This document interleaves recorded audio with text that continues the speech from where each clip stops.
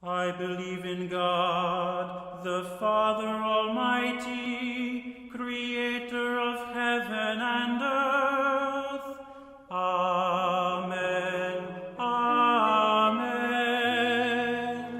The word salvation doesn't see much use outside of a churchy context. We only seem to use it nowadays in prayers and in sermons.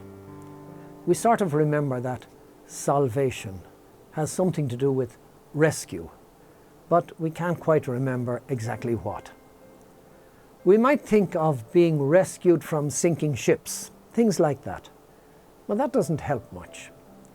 Since salvation is central to what God did and central to what Christianity is all about, we need to understand exactly what we mean by our salvation. The word salvation comes to us from the Latin word salus, meaning all right. The verb salvare means to cause someone to be all right. If you think about it, there are two ways of causing someone to be all right.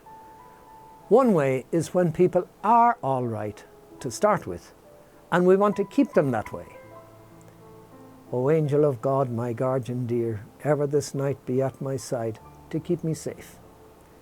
The other way of causing someone to be all right is when they are not all right, and you want to make them all right again. In other words, they need to be saved.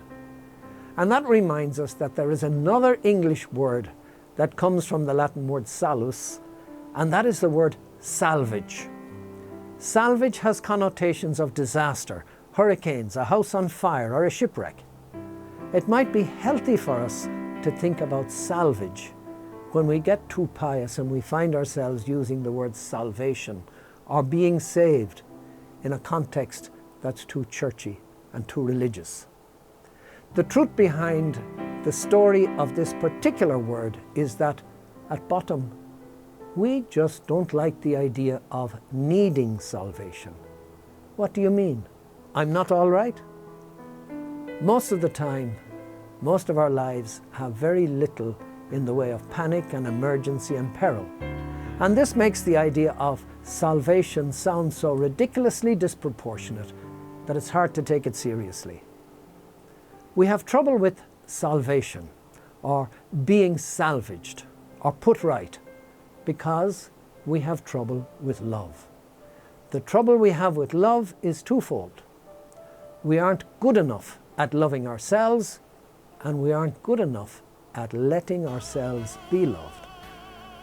I will say more about this in the next talk.